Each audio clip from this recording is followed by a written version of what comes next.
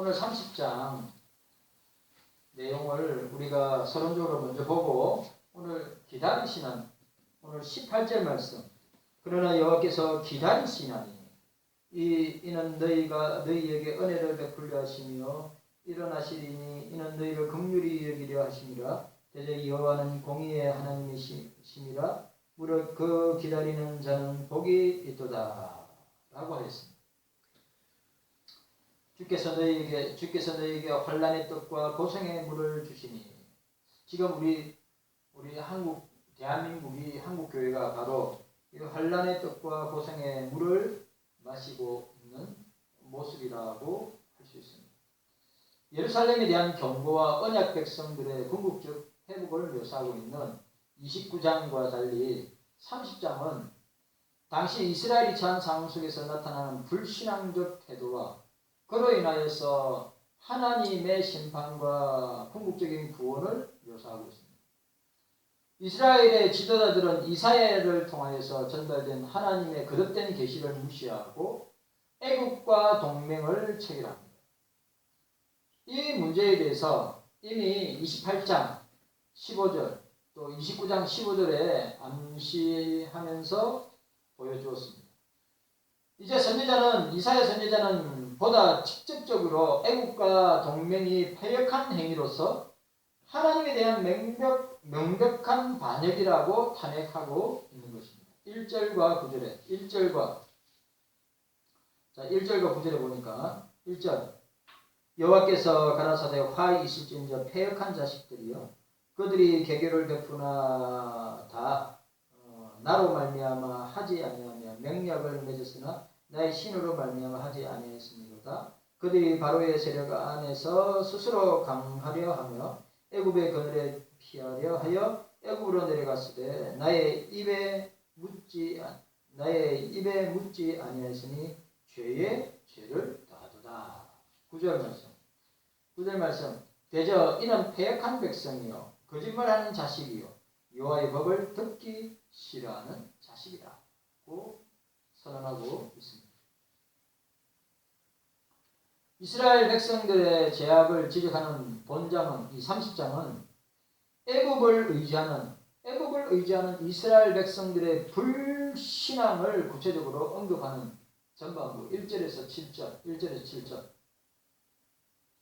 거듭된 대역에도 불구하고 이스라엘 백성을 회복시키시는 하나님의 은혜를 묘사하고 있는 중반부 18절에서 26절 그리고 아수르에 대한 심판을 예언하는 후반부 27절에서 33절의 내용으로 볼 수 있습니다.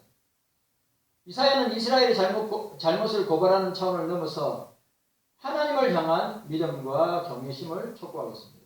오늘 30장의 구절을 보면 1절에서 17절까지 그리고 18절에서 26절까지 독특한 형식으로 진행됩니다. 같은 의미의 내용들이 하나의 중심적인 원리를 축으로 하여 앞뒤 문맥에 동일하게 서술하고 있습니다. 이러한 구절을 보면 제가 신학교에 다닐 때 돌아가신 지금은 천당에 계시는 서양한 교수님이 맨날 A, B, B, C 맨날 그거 했거든요. 그리고 여기도 이렇게 나와 있습니다. A. 애국을 의지하는 패역한 백성들에 대한 단식 1절에 7절 B. 여호와 하나님의 법에 의지하지 않는 패역한 백성들에 대한 고발 8절에서 11절 그 다음에 B. 여호와의 말씀을 버린 백성들의 모습 15절 16절 A. 애국을 의지한 백성들의 비참한 결과 17절 그리고 중심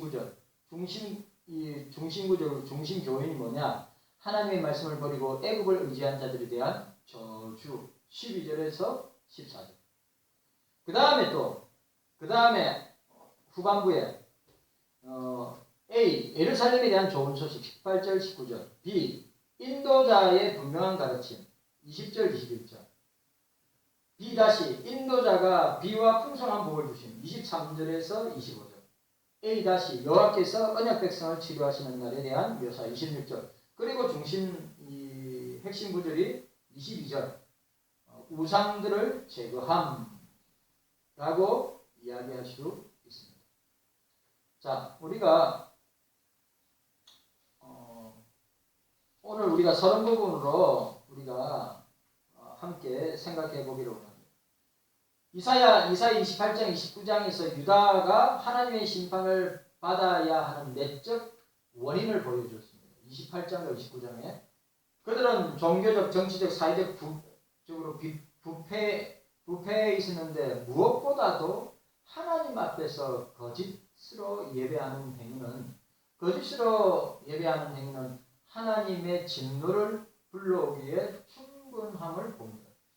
자, 오늘 30장과 31장은 유다에 임하는 심판의 외형적 원인으로서 애굽과 아수르와 얽힌 유다의 이 행동을 보게 되는 것입니다.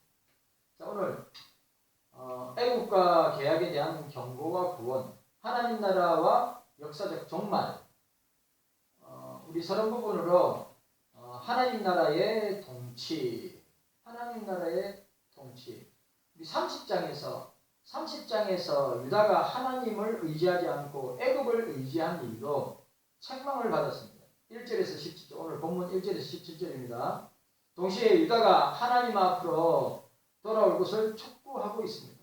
18절, 26절에 이 과정에서 아수르가 유다를 심판한 도구로 사용될 것이지만 아수르의 교만에 대해서 철저하게 하나님께서 징계하시는 장면을 27절에서 33절에 우리는 보게 됩니다. BC 722년 아수르의 살마네셀 5세가 죽고 나자 팔레스타인에서 반아수르 정책이 일어나게 됩니다. 이미 팔레스타인의 대부분은 아수르의 말바국 아래 정복이 되었습니다.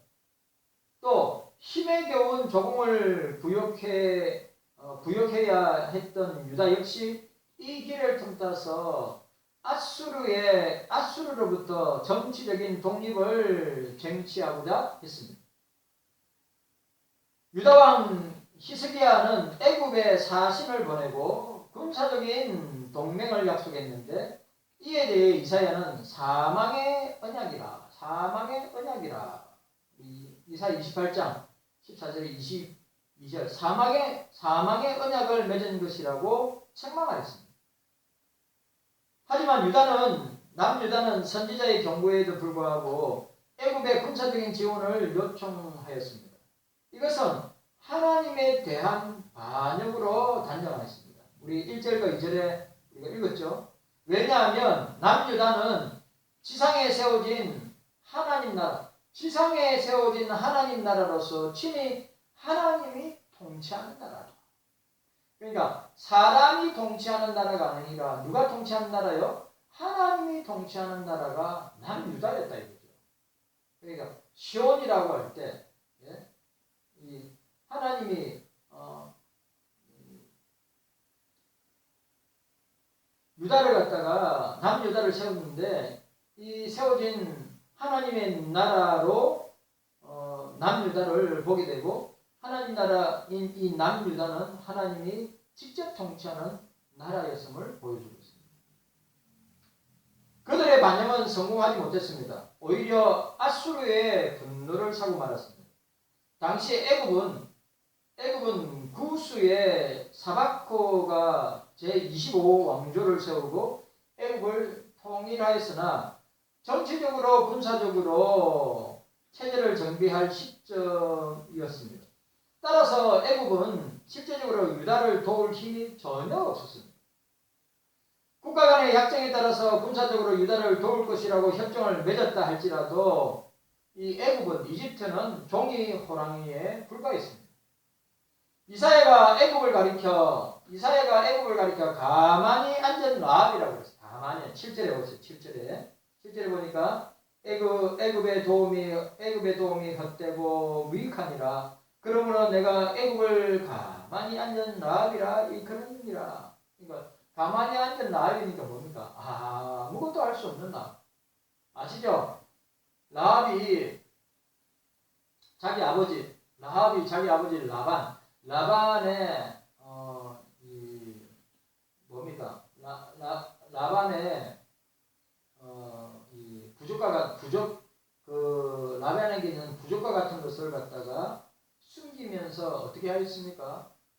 그때 베냐민을 임신하고 있었는데 임신하에 배가 불러가지고 어떻게 했죠? 낙타에 가만히 앉아 있었어요.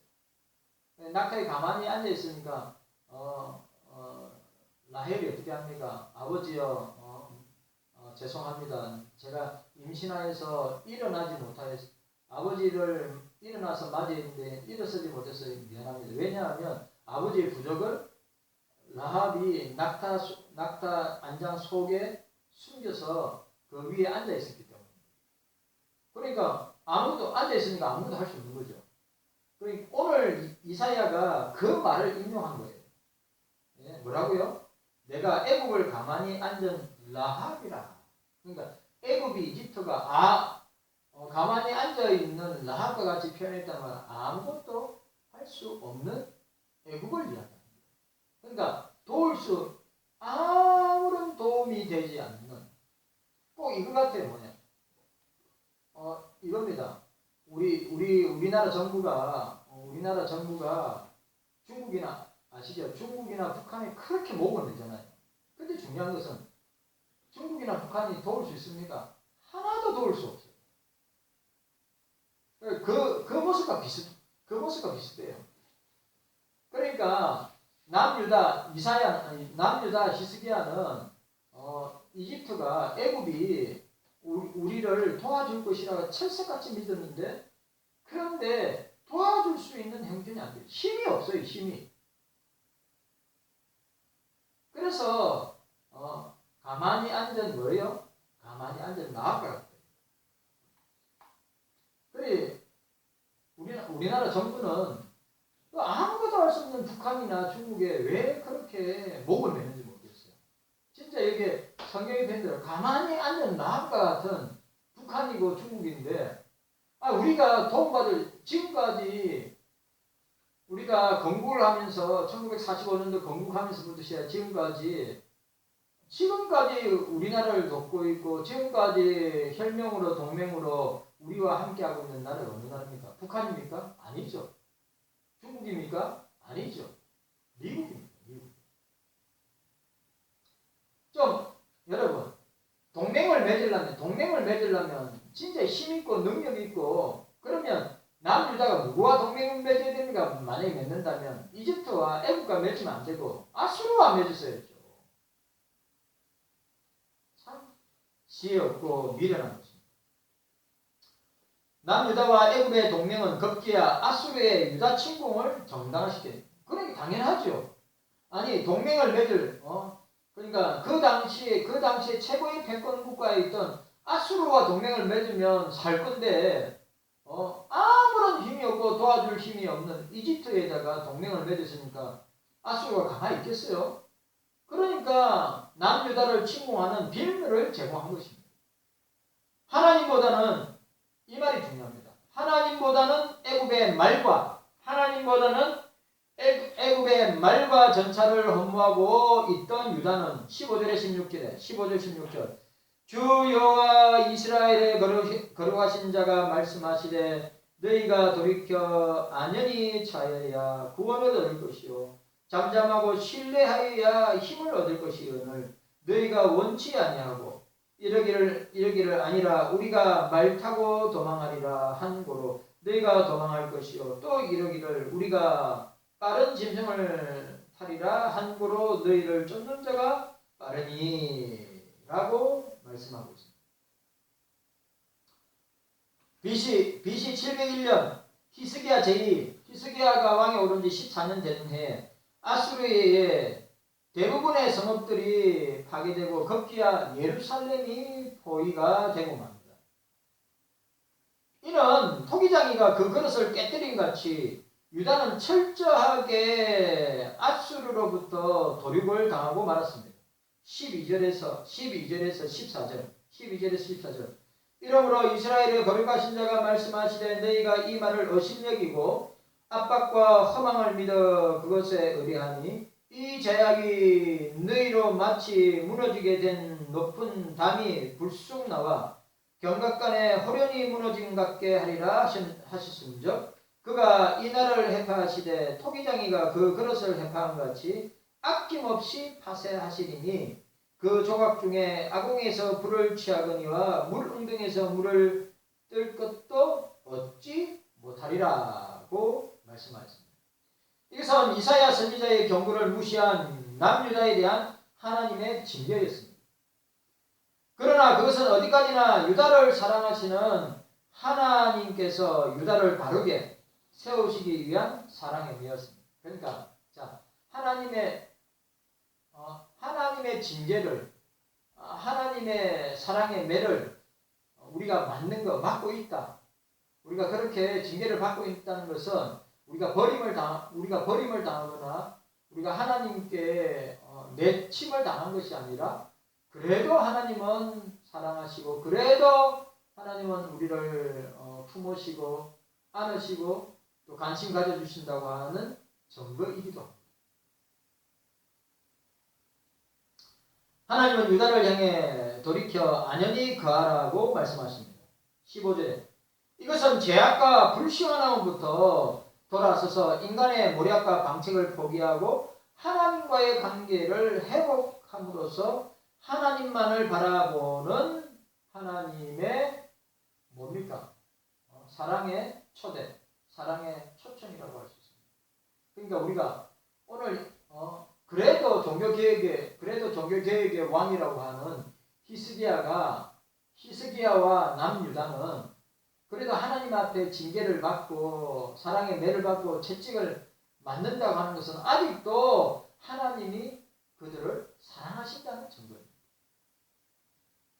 우리도 마찬가지입니다. 하나님이 우리를 왜 미워하실까? 하나님이 우리를 향해서 왜 이렇게 징계하실까? 하나님이 왜 우리에게 이 사랑의 매를 대실까?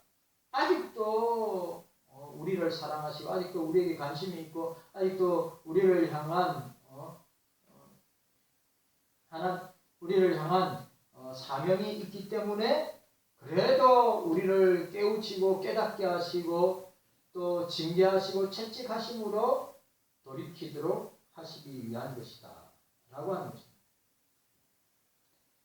여기서 하나님은 그들이 돌아오기를 기다리시는 분으로 나타나고 있습니다.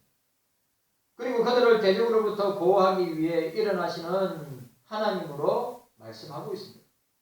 비록 하나님의 심판으로 아수르가 유다를 침공하고 그 성읍들을 파괴했을지라도 하나님은 그 백성에 대한 긍휼을 참지 못하시는 분이심을 우리는 보여주고 있습니다. 여러분, 우리가 보세요. 우리가 어려움을 당하죠. 그죠? 우리가 우한 코로나로 지금 거의 만이 상태 아닙니까? 우한 코로나로 거의 만이 상태 아닙니까? 이건 뭔 말입니까? 전 세계에서 교회가 가장 많은 나라 중에 하나가 우리나라고, 세계에서 제일 큰 교회가 많은 나라도 우리나라, 대한민국입니다. 한국교회라고. 그렇게 사랑을 받았고, 그렇게 복을 받았는데, 왜 이 엄청난 우한 코로나의 바이러스로 인하여서 모든 것이 얼씨도되고, 모든 것이 침체 일로에 걸음을 걷고 있는가? 왜 그럴까요? 우리를 망하게 하기 위해서? 대한민국을, 한국교회를 망하여서 이 땅에서 사라지고 없어지게 하기 위해서요? 절대 그렇지 않습니다. 우리가 기억해야 될 것은 비록 하나님의 심판으로 아수르가 남유다를 침공하고 그 성읍들을 파괴했을지라도 하나님은 그 백성에 대한 긍휼을, 사랑을, 불쌍히 여김을 참지 못하시는 분이심을 우리에게 보여주고 있습니다. 자, 18절에 그러나 여호와께서 기다리시나니 이는 너희에게 은혜를 베풀려 하시며 일어나시리니 이는 너희를 긍휼히 여기려 하십니다. 대저 여호와는 공의의 하나님이시라. 무릇 그를 기다리는 자는 복이 있도다. 오늘 보세요. 뭐라고 했어요?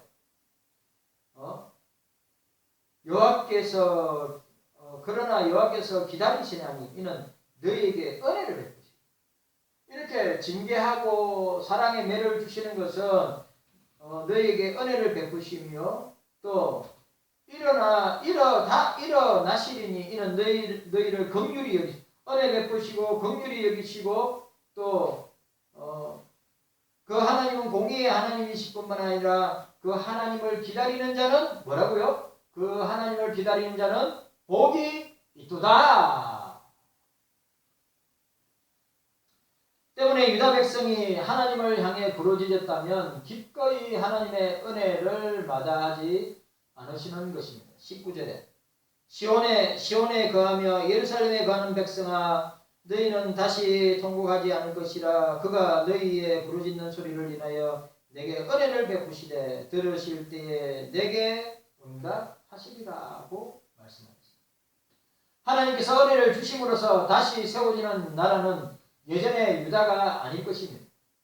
대적들 앞에서 축풍나비처럼, 대적들 앞에서 이 아수르 앞에서 남유다가 축풍나비처럼 도망치고 떨어지는 나약한 나라가 더 이상 안 될 것이다. 17절에 한 사람이 굳이전적 천 사람이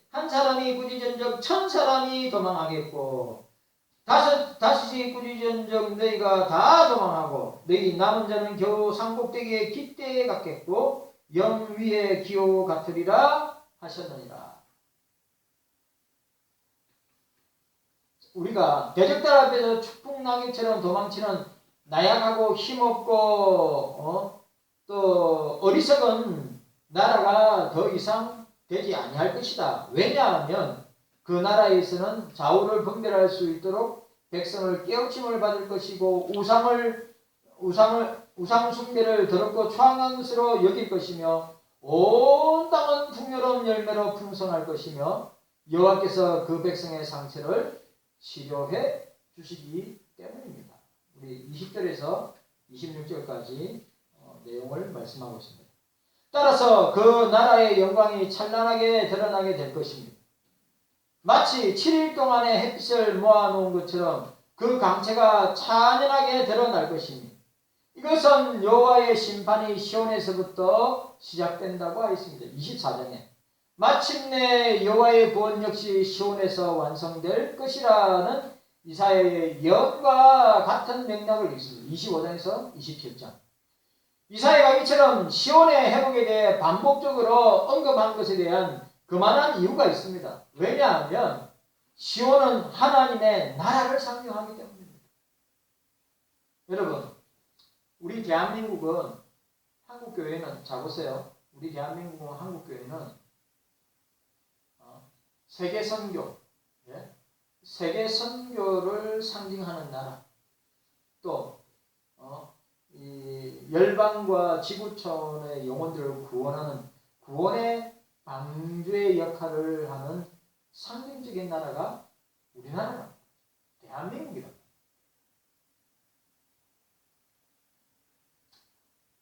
시온은 하나님의 나라를 상징합니다. 그러나 지금 지상에 세워져 있는 시온은 여전히 죄로 오염되어 있습니다.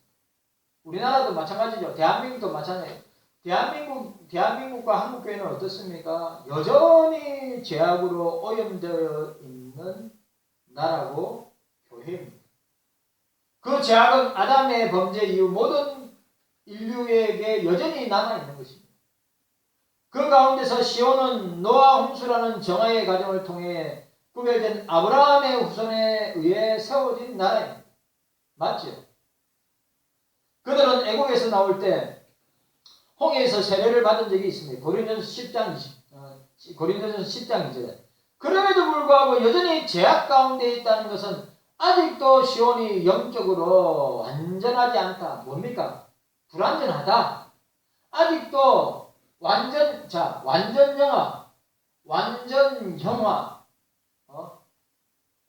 성화를 통하여서 이 땅에서 성화의 삶을 통하여서 완전 영화에 들어갈 때까지 어떤 과정을 우리 이 죄 가운데 죄악 가운데 있는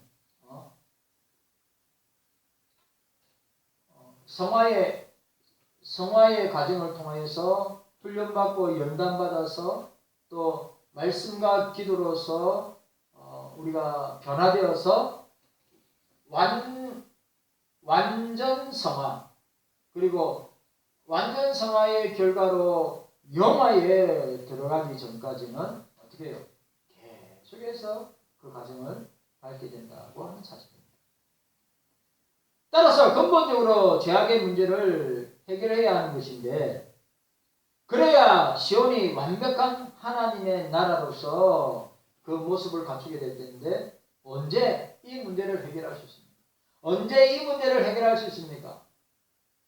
그리스도의 재림과 최후 심판을 통해서 어떻게 됩니까? 그리스도의 그 이사야 시대의 뒤에는 뭐죠? 신약 시대에 예수 그리스도 메시아 임마누엘 예수 그리스도의 초림을 통해서 하나님 나라가 확장되고 또 우리가 성화를 통하여서 완전 성화와 영화에 들어가는 그런과 기초와 그런 내용들을 우리가 만들어감에 있어서 그리스도의 죄림을 통하여서 그리스도의 최후 심판을 통하여서 어떻게 해요? 시온의 나라가 완성되고 하나님의 나라가 주님의 나라가 완성되고 우리가 성화의 삶을 살다가 완전 성화를 통한 영화의 세계에 들어가게 되는데 언제 그렇게 됩니까? 바로 예수 그리스도의 재림과 최후 심판을 통해서 이루어지게 될 것입니다. 이 사실을 기억하고 우리가 하나님의 절대 주권의 통치 아래 하나님 절대 주권의 통치 아래 있는 남유다, 하나님의 절대 주권의 통치 아래 있는 대한민국, 하나님의 절대 주권의 통치 아래 있는 한국교회, 경소교회, 그리고 하나님 절대 주권의 통치 아래 있는 저와 여러분 그렇게 하나님의 절대 주권의 통치를 받는 하나님 나라의 백성으로서 우리가 이 땅에서 나그네의 삶을 살아가고 우리에게 주어진 사명과 사역을 감당하며 나아가는 저와 여러분들이 되시기를 주님의 이름으로 축원합니다. 그런 여러분들 되시기를 바랍니다. 기도하겠습니다.